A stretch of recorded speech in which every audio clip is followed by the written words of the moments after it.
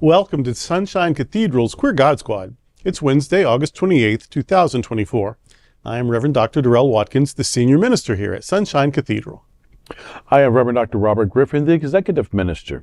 Faith and religion can be complicated for the LGBTQ community. Surveys show that evangelical faith is the justification for the greatest attacks on the LGBTQ plus community. I am Reverend Kevin Tisdall, the Minister of Education. The Queer God Squad is going to explore our religious community. Let's explore the big news of the day and what it means to you. I am Reverend Dr. Ann Atwell, the Minister of Connections. This is live, and then we are available on demand. If our community is important to you, share this news with your friends and family. Join the conversation on your favorite streaming platform and social media. At Sunshine Cathedral, we're here to tell you that you are God's miracle, not God's mistake.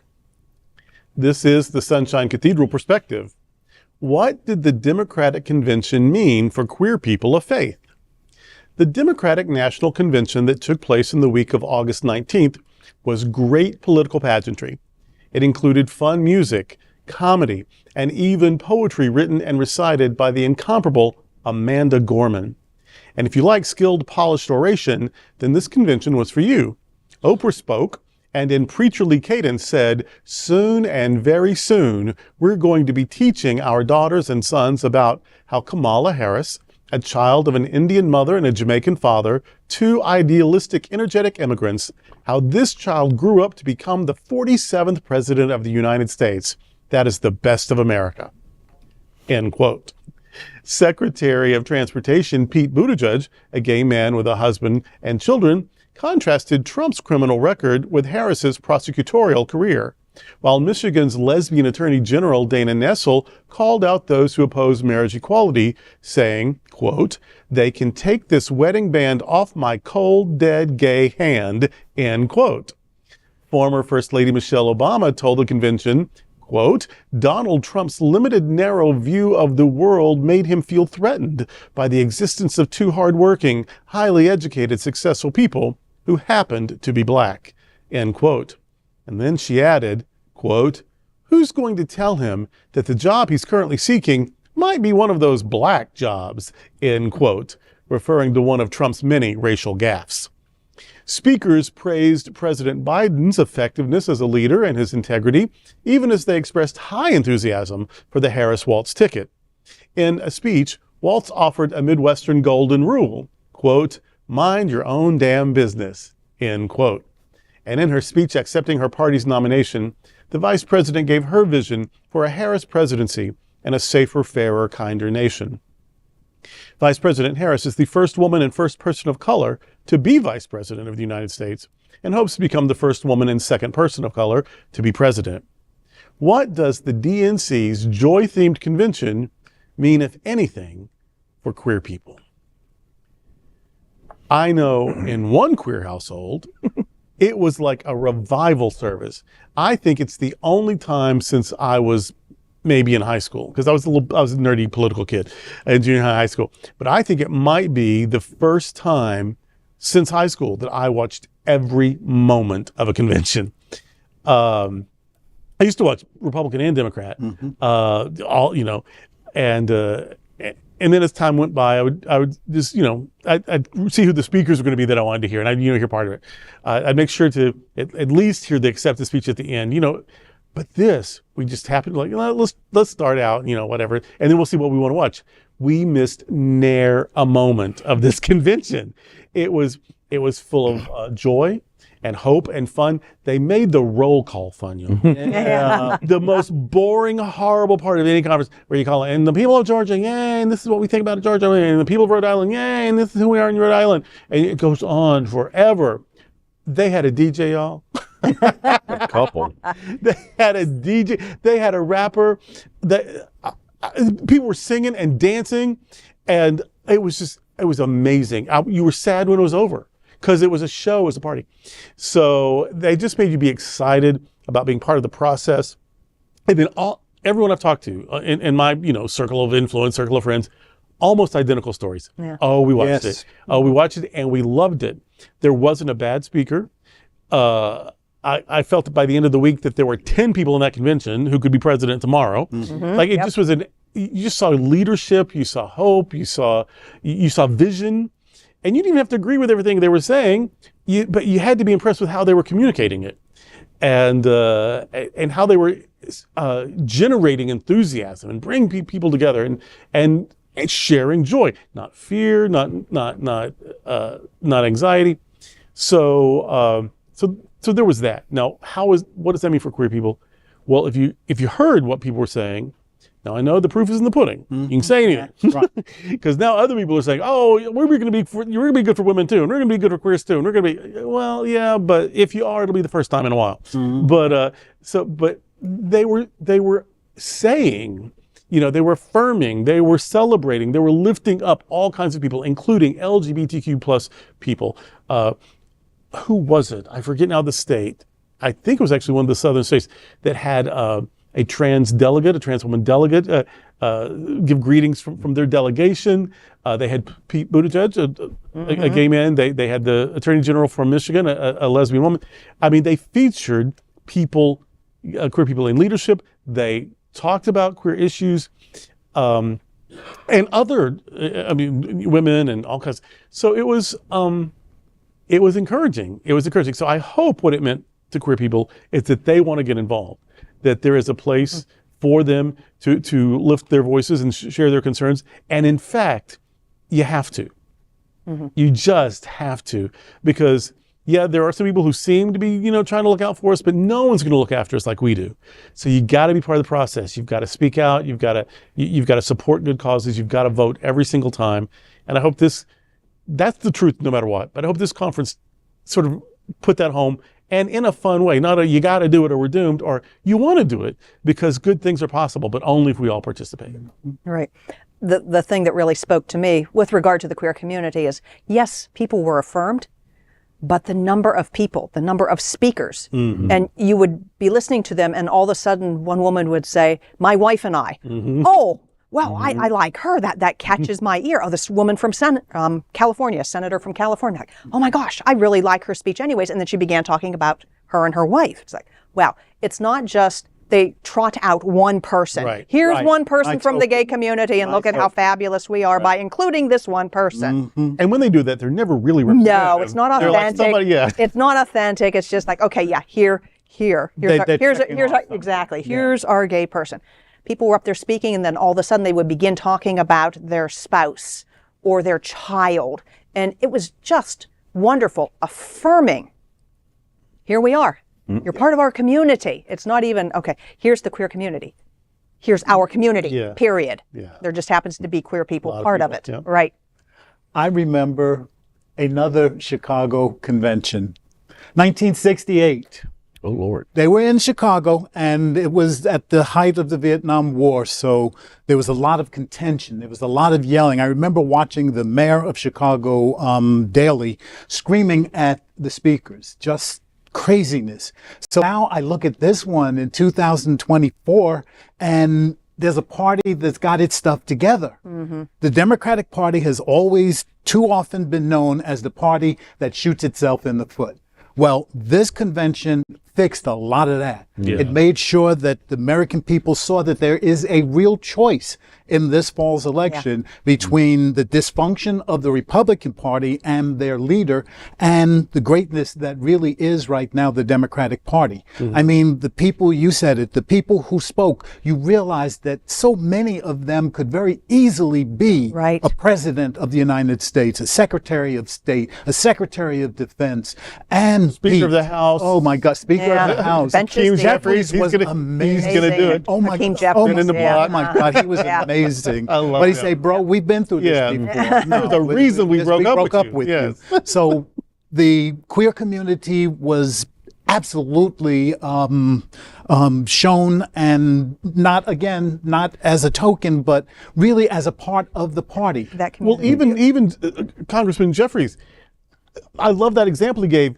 It's like an old boyfriend, and he didn't give any qualifier. This straight man just normalized that. It's like an old, and we broke up. No explanation at all. He just went like that's a way that people.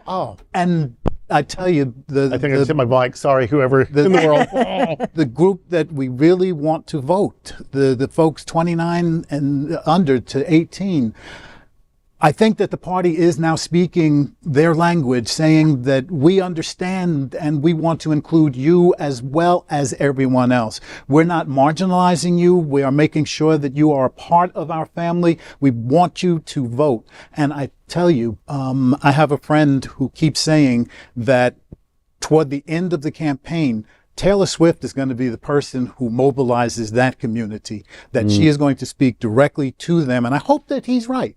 And I hope that the community comes out and votes This was their a, future. This was a multi-generational. Yes. It really was. I mean, Yes. Amanda Gorman, as powerful as she's Oh only my like gosh, 26. she's- Yeah. Yeah, I mean, Compared to many of And us. speaking of kids, I loved when the little kid said, "Okay, we're going to teach you how to say our Say it. auntie's name." Comma, La, comma, la, comma, la. An ancient form of disrespect. Yes. Oh gosh, yes. Yes. And it's deliberate. It's like obviously calling you out of your name, but you can do it even by intentionally twisting up a name. I'm not Right. going to call you by your name. So I love that these little children, comma, la, comma, la, comma, la, comma, la. Oh my gosh. They, so now, if anybody gets it wrong, it's on purpose and you're a bad person. Well, I think what gave me joy about this going into this DNC was because a few weeks before that, there was some trouble in the waters for me. Yeah. Because we have to remember what happened leading up to this, Yeah. you know, and with President Biden making the decision that he made, which Yeah. I think he will be remembered forever now. Yes. Just he established his legacy even more by being the one who said, you know what, let me do this for country. Yeah. Putting Yeah. country ahead of everything else and stepping back. And then That level of yeah. of leadership, and then leading into the DNC. You know, there's all this back and forth. How's this going to work? How's this going to look? This has happened in a long time, but to have opened up the DNC for me, almost like a church revival. Oh gosh. I mean, because you can look at the themes like worship as church, DNC as worship. You know, here's the opening hymn, here's the opening prayer. Whoever come out and sing, and you get that whole build up. It was like the build up. It was like it was build, and build. And then I love when the DJs would take over from one, and I call it a praise break. I saw your Facebook post. Yep. It's like a praise, like, okay, we reset and take this up another notch. And it really was a reclaiming, I think, of what the DNC is about. Yeah. That we are about joy. We are about telling you how to have joy in what you're doing, not trying to be the one who's going to, don't do that for them. They're going to do this to you. Don't look after them. But they brought joy to it. And I think that energized a lot of people who may have been undecided, who may have been still questioning, who may have been troubled about the, Biden stepping back. But I think they just brought they normalized joy in a way that I think the country has not seen joy in quite some time. Exactly. And love when Gus was just exploding with joyful tears for his dad. That's my dad. Wasn't that perfect? There was patriotism, with what this country's about and what it stands for in the Constitution, not nationalism, not white Christian nationalism, which is often sold as patriotism. No, but real love of country and what it can be and what it's not yet, but the goals that we're moving toward and how it's inclusive of everybody. And also faith.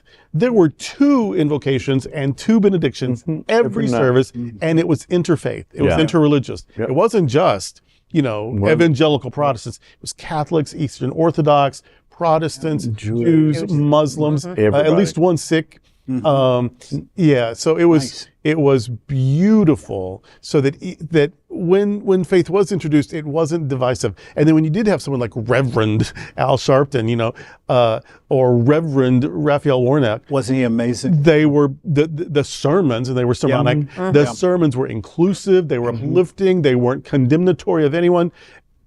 They were condemnatory sometimes, or at least challenging of an opponent, an oppositional candidate, who is viewed as threatening a lot of freedoms and dignities and rights. So they were calling out that, of course, as you would expect, but no one was wrong. No one was demonized for being gay or woman or person of color or immigrant or practicing a certain religion. It was none of that. And that's what we're meant to be. Yes. And I think the piece that connected me most, because I've not watched the conference in a very long time, I've not known one long, but I think what connected me most with this DNC were the stories. Yeah. The stories that so many people told throughout that convention. And those stories is what really connected the American heart, the American soul, Family the American planning story dream, particularly. all back to what we can do when we do it with joy. I mean, it just there was so many connectors throughout this. And I think it shifted the consciousness, I believe, of a nation, if not globally, about the power that we have when we get out and we vote. Yes. Jimmy Carter And when we said, tell our stories. And tell our stories. Jimmy Carter said that America is not a melting pot, it is a mosaic. It is a beautiful, beautiful, just quilt of different people. And he also told friends that he wants to live past his 100th birthday so that he can make sure that he votes for Kamala. He's holding on. He's holding on to I thought vote for her. I thought when First Lady Carter, I thought when Yeah, Russell I was did gone, too. he would be minutes behind her. But he is holding on again for his country. Yes. Right. To do a service. Yeah. It Right. was. Encourage him to early vote. But of course. But yeah, but Vote by mail. I love that there was this homage to history, but also a recognition of the future and what's. So you had children, you had Gus, you had the vice president's nieces and nephews, you had, but you also had President Carter's grandson. Yes, Yeah. yes, You had Jesse yes. Jackson rolled out. Yeah. He didn't speak, but he was there and acknowledged. And yeah, you had teens to triple digit people almost, and that was another nod to diversity and inclusivity, and the women telling their stories, the family planning stories, Yep. about IVF, including the current First Lady of Minnesota, Right. who said, I have children because of this procedure, and other people who said, if I hadn't had a medical abortion at this time, I wouldn't have the children I have now, because that would either left me sterilized or dead. Yeah. And because I got to medically treat what was needed, I now have the family I want. And just over and over. Or the one girl who said, because of when it was and where I was, thank God, I didn't have to give birth to my own nephew. Right. But now a girl in my exact same state would have to. Yeah. Yeah. Crazy. And so that she was abused by her own father. And or my own sibling or my own cousin or whatever it is. But anyway, that she didn't have to do that, and now people will. And so the personal stories is like, while you're debating your philosophy that you're so head up about, meanwhile other people are living a life, Real Yep. lives. Yeah. real lives, Yeah. with real pain Yeah. that you don't have to face. And we can say that all day long, but these people shared at really some expense their story. Powerful. And it was very powerful. And if you heard those stories and were still convinced that your opinion was more important than their life, well, there's no help for you. But I think decent people really have something to chew on now. I don't know that it'll change their mind, but if they don't think about it, then I can't call them decent people. I hear you. Right. Testimonials. And when I'm listening to the stories around the table, and everybody's like, I loved this part. I loved this part. I loved this part. And if you go out and talk to everybody else, I loved this part. I loved this. It has changed the conversation. It has just totally shifted the conversation. I like it. Well, that's today for the Queer God Squad. We want to thank you for joining us. We're here daily at 3 p.m. to have some fun and to discuss what our LGBTQ plus community is talking about. Sunshine Cathedral is the world's largest progressive queer church. Progressive, queer, and God are words that naturally should go together, and we are all in this together. Remember that You are God's miracle, not God's mistake. Until next time, we are the Queer God Squad. Goodbye.